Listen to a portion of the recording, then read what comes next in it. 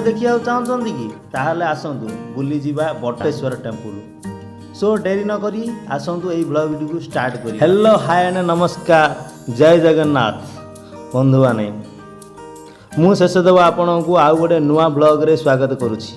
Show ଗାଏସ୍, ଆଜି ଆମେ ବୁଲିବାକୁ ଯିବା ବଟେଶ୍ୱର ଶିବ ଟେମ୍ପୁଲ ଏବଂ କଇଁଚମାନେ କେମିତି ସମୁଦ୍ର ମୁହାଣରେ ଅଣ୍ଡା ଦାନ କରନ୍ତି। ସୋ ଡେରି ନ କରି ଆସନ୍ତୁ ଏଇ ବ୍ଲଗ୍ଟିକୁ ଆରମ୍ଭ କରିବା।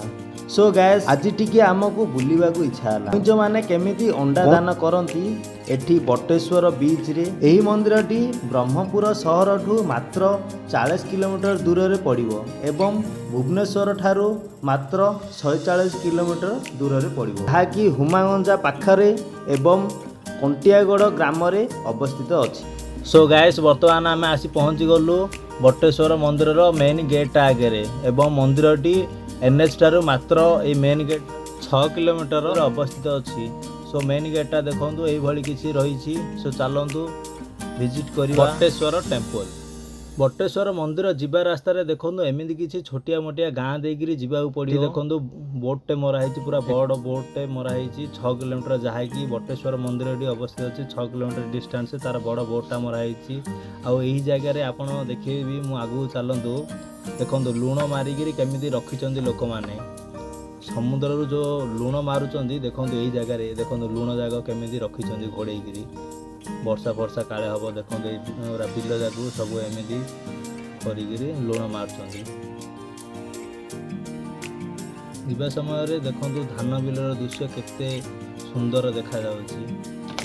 ଆମର ସାଙ୍ଗସାଥି ମାନେ ବର୍ତ୍ତମାନ ପଛରେ ରହିଛନ୍ତି, ତେଣୁ ଆମେ ଆଗରେ ଆସିକି ସେମାନଙ୍କୁ ଅପେକ୍ଷା କରିଛୁ। ସବୁ ଆସୁଛନ୍ତି, ଆସିଲେ ମିଶିକିରି ଆମେ ଯିବୁ ବୋଲି ଏଠାରେ ଟିକେ ଅପେକ୍ଷା କରିଦେଇଛୁ। ତ ଚାଲ, ସେମାନେ ଆସିଗଲେ। ସୋ ଗାଇସ୍, ବର୍ତ୍ତମାନ ଆମେ ଆସି ପହଞ୍ଚିଗଲୁ। ଦେଖନ୍ତୁ କେତେ ଭିଡ଼ ଯେ ଭିଡ଼, ଓ ଭାଇରେ କହିବାକୁ ନାହିଁ। Welcome back to another channel. Vlog. This channel's name is Subscribe. So please follow and subscribe and more than likes. It's the most. ଆମ ଭାଇ ଫରେନ୍ ଲାଙ୍ଗୁଏଜରେ ଟିକେ କିଛି କଥା କହିଦେଉଛନ୍ତି, କିଛି don't mind, just it entertainment. This temple. ନମସ୍କାର। ମନ୍ଦିର ଭିତରକୁ ପ୍ରବେଶ କରିବା ସମୟରେ ଦେଖନ୍ତୁ ଏଠି ଅନେକ ଗୁଡ଼ିଏ ଦୋକାନ ରହିଛି, ଦୋକାନ ବଜାର ସବୁ ରହିଛି। ଏଠୁ ନଡ଼ିଆ କଦଳୀ ଯାହା କିଛି ପୂଜା ସାମଗ୍ରୀ ଧରିକିରି ମନ୍ଦିର ଭିତରକୁ ଯିବାକୁ ପଡ଼ିଥାଏ। ଏଠୁ ଆମେ କିଣିନେଲୁ କିଛି ପୂଜା ସାମଗ୍ରୀ, ମନ୍ଦିରରେ ନଡ଼ିଆ ଫଡ଼ିଆ ବାଡ଼େଇ। ଆଜି ଯେହେତୁ ମନ୍ଦିରରେ ପ୍ରବଳ ଭିଡ଼ ରହିଛି ଏବଂ ଭଜନ କୀର୍ତ୍ତନ ସବୁ ଚାଲିଛି, ସବୁ ଚାଲନ୍ତୁ ଭଜନ କୀର୍ତ୍ତନରେ ମଧ୍ୟ ଆମେ ଭାଗିଦାର ହେବା ଏବଂ କିଛି ଭଗବାନଙ୍କର ନାମ ଜପ କରିବା। ସୋ ଆସନ୍ତୁ, ବର୍ତ୍ତମାନ ଆମେ ଏବେ ନନ୍ଦୀଙ୍କ ପାଖରେ ଆମର ଗୁହାରିଆ ଜଣେଇଦେବା। ଭଗବାନ ଶିବଙ୍କୁ ପ୍ରସନ୍ନ କରିବାକୁ ହେଲେ ନନ୍ଦୀକୁ ଫାଷ୍ଟରେ ପୂଜାପାଠ କରିକିରି ପ୍ରସନ୍ନ କରିବାକୁ ପଡ଼ିଥାଏ। ସୋ ଆସନ୍ତୁ ଯିବା ମନ୍ଦିର ଭିତରକୁ।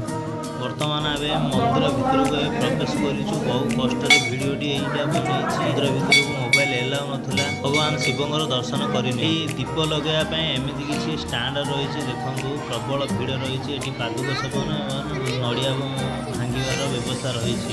ଏବେ ଗତ 2 ବର୍ଷ ମଧ୍ୟରେ ଏଠାରେ ନିର୍ମିତ ହୋଇଥିବା ବଟେଶ୍ୱର ପାର୍କଟି ଅତୀବ ସୌନ୍ଦର୍ଯ୍ୟରେ ଭରପୁର ଅଛି ଏବଂ ଏଠାରେ ଛୋଟ ପିଲାମାନେ ଖେଳିବା ପାଇଁ ଛୋଟ ଛୋଟ ଖେଳନା ସାମଗ୍ରୀ ମଧ୍ୟ ରହିଛି। ଦେଖନ୍ତୁ କେତେ ସୁନ୍ଦର ଏହି ପାର୍କଟି।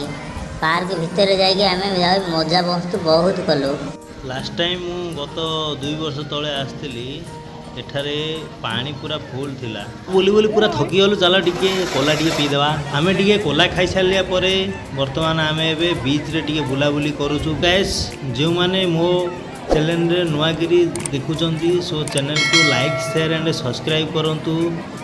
ଆଉ ପାଖରେ ଥିବା ଘଣ୍ଟି ବଟନ୍ ଦବାଇ ଅଲ୍ ନୋଟିଫିକେସନ୍ ଅନ୍ କରନ୍ତୁ, ଯାହାଫଳରେ ମୋର ପ୍ରତିଟି ଭିଡ଼ିଓ ଆପଣଙ୍କ ପାଖରେ ପହଞ୍ଚି ପାରିବ। So thank you for guys. ଆପଣମାନେ ବର୍ତ୍ତମାନ ଦେଖୁଛନ୍ତି ଅଲିଭ୍ ରିଡ୍ଲେ କଇଁଚ, ଯାହାକି ବଟେଶ୍ୱର ମନ୍ଦିର ଠାରୁ ମାତ୍ର 10 କିଲୋମିଟର ଦୂରରେ ଅବସ୍ଥିତ ଅଛି ଏବଂ ଋଷିକୁଲ୍ୟା ନଦୀ ମୁହାଣରେ ଅବସ୍ଥିତ ଅଛି। ସୋ ଦେଖନ୍ତୁ ବାହାର ଦେଶରୁ ଅଲିଭ୍ ରିଡ୍ଲେ କଇଁଚ କେମିତି ଆସି ଏଠାରେ ଅଣ୍ଡା ଦାନ କରନ୍ତି ବହୁ ସଂଖ୍ୟାରେ। ମୋଷ୍ଟଲି ଏହା ଦେଖିବାକୁ ମିଳିଥାଏ ନଭେମ୍ବର ଆଉ ଡିସେମ୍ବର ମାସରେ। ଏମାନଙ୍କର ଅଣ୍ଡା ଦିଆ ପ୍ରକ୍ରିୟା ପ୍ରାୟ ନଭେମ୍ବର, ଡିସେମ୍ବର ଏବଂ ଜାନୁଆରୀ, ଫେବୃଆରୀ ମାସ ପର୍ଯ୍ୟନ୍ତ ଚାଲିଥାଏ।